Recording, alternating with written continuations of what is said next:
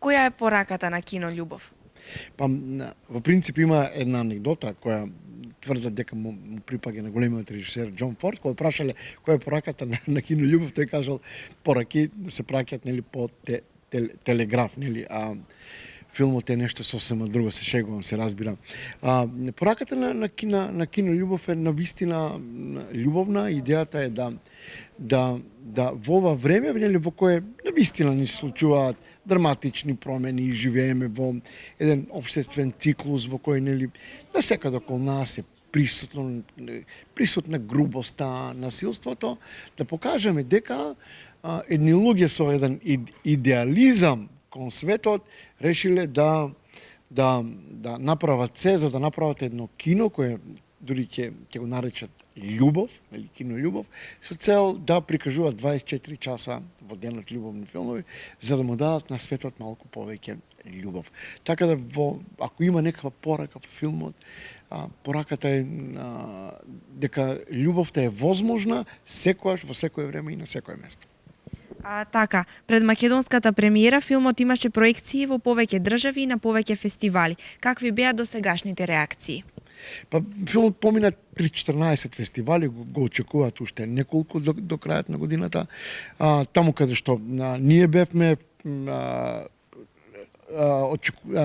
како да кажам, интеракцијата е онака како што очекувавме, буквално сите го разбираат филмот, затоа што филмот зборува во принцип за меѓучовечките односи. А односите меѓу луѓето, посебно кога се во прашање љубовта и омраза, немаат никаква разлика.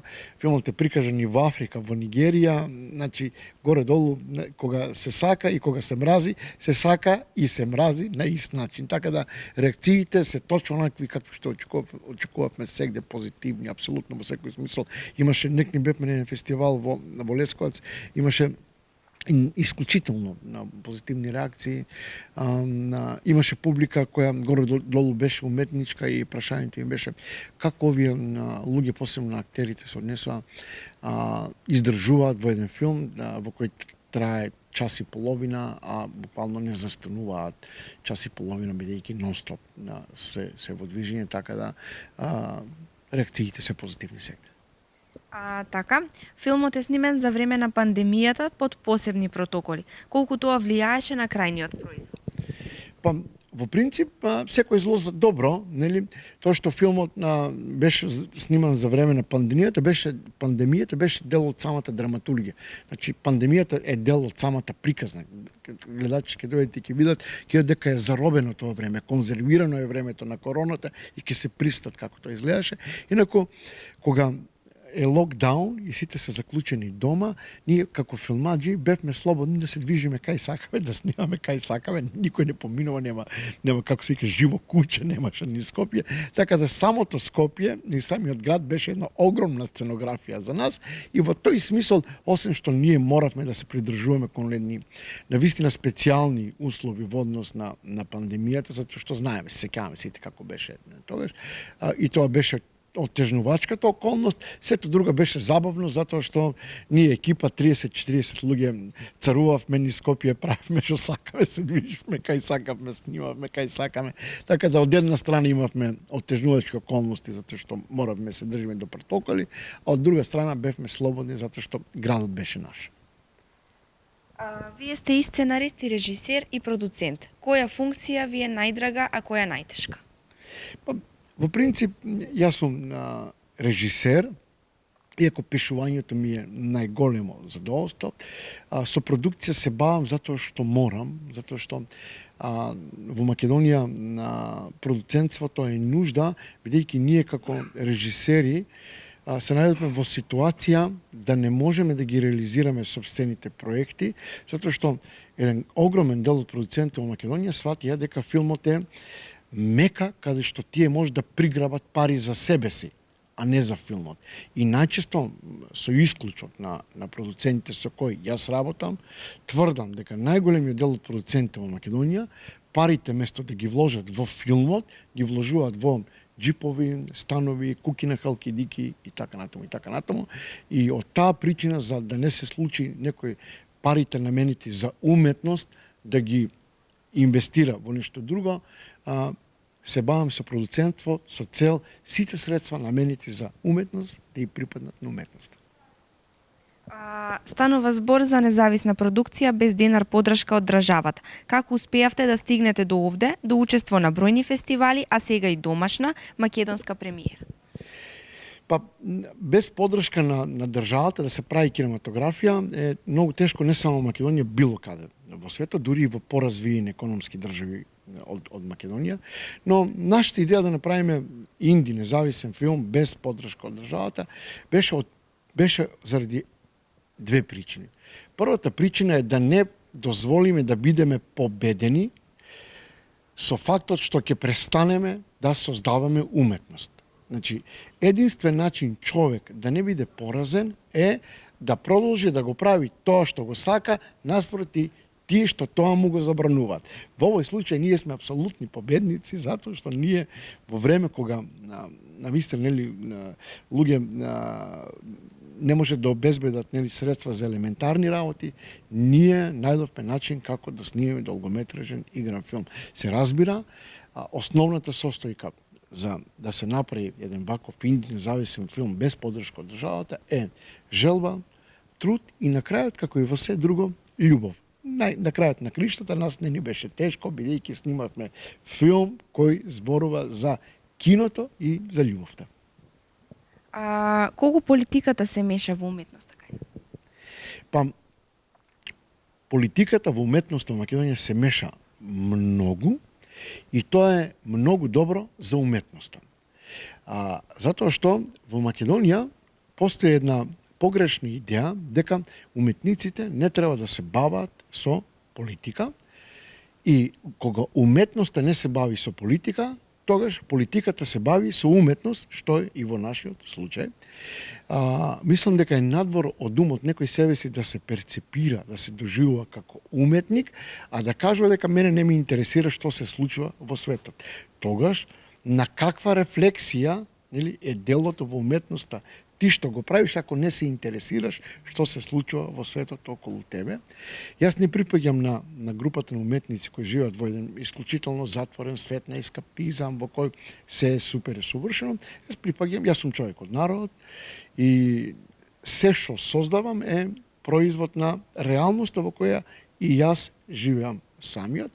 Така да, во овој момент сметам дека тоа што политиката е премногу инволвирана во уметноста, може да и помогне на уметноста, затоа што уметноста мора да биде огледало на јавноста, огледало на општеството и ние преку изразните средства на уметноста можеме на крајот на криштата да ги критикуваме политичарите, можеме да им испратиме какви сакаме пораки, можеме, како се вика, сочувани зад фактот дека сме уметници, да го кажеме и тоа што обичниот човек, дури и некои политичари не можат да го кажат. Нели?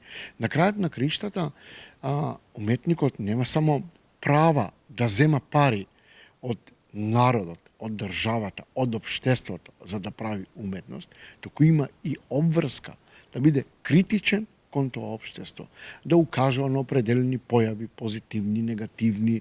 Така да, воопшто, јас не го гледам уметникот како човек кој живее во еден изолиран, имагинарен свет, туку за мен уметникот е човекот во смисол на Аристотел, зоон политикон. А колку во Македонија се ценат уметниците, особено филмаџи?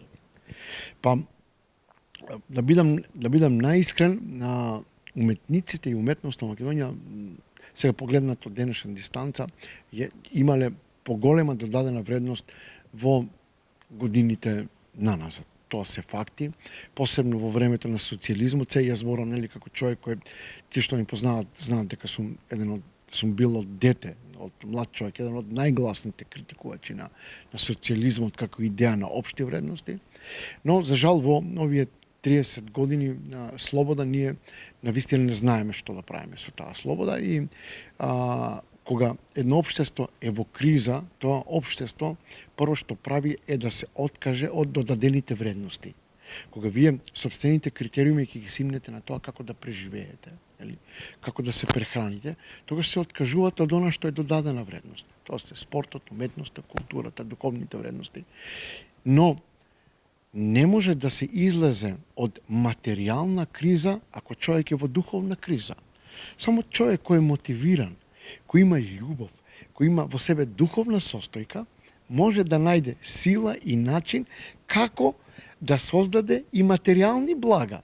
Нели? Оној човек кој е во внатрешна духовна, емоционална криза, оној човек кој е во депресија, тој човек не може се бави, нели, ниту со економија, ниту со право, ниту со бизнис. Така да мораме да сватиме дека мораме да ја вратиме поддршката кон уметноста, кон културата, кон надградбата општествена, со цел да ја вратиме вербата и духот кон македонците, а тие со вратен дух, со вратена верба, со едни така стабилни економски, естетски, емоционални, внатрешни состојби, ќе можат да ги дадат одговорите на сите проблеми кои еден човек ги има во секојдневниот живот. Годинава е особено успешна за вас. Пред кино Љубов можевме да ја погледнеме и телевизиската серија Бистра вода, првата македонска крими драма.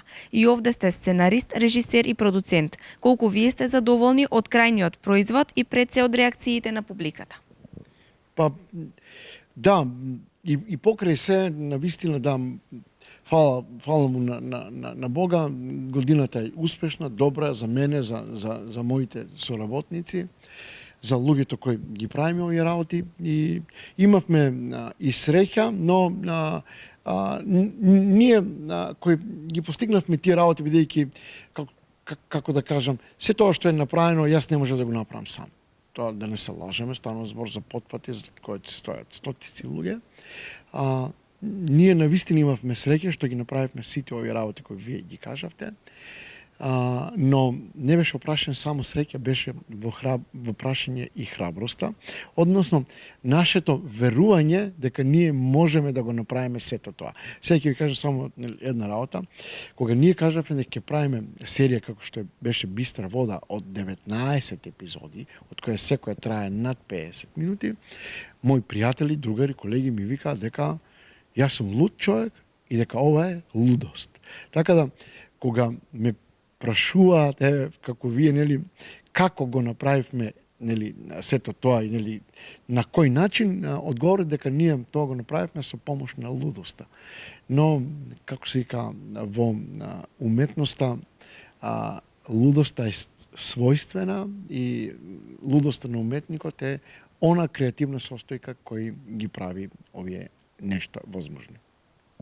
А што представува поголем професионален предизвик? Долгометражен филм или телевизиска серија? По принцип, јас сум филмаџија и мене филмот ми е основен предизвик, но мораме да бидеме реални. Ние мораме да фатиме чекор со светот и да прифатиме дека во овој момент целата индустрија практично се сели од кинематографија, од гледање филмови, од производство на филмови, кон производство на минисерии. Практично огромен дел од нашата публика се сели, нели, од киносалите кон платформите и за жал Македонија во момент е единствена земја која нема државно субсидирано помогнато производство на телевизиска програма, на играна програма. Вие гледате што се случува во Србија, Хрватска, Босна и Херцеговина, Бугарија, Грција, Албанија, Косово се снимаат по 5, по 10, во Србија се снимаат околу 40 серии во овој момент. И ние мора да направиме се да час поскоро фатиме чекор со времето, затоа што, гледайте, ова е опасен проблем, бидејќи јас многу често кажувам на познаници, политичари, таква ми е професијата, среќам секој ден за жал политичари. Јас им кажувам, видете, пријатели, вие бадиела ќе градите автопатишта, мостови, училишта, музеи, болници, ако тоа не може да се види. Телевизијата е рефлексија на општеството.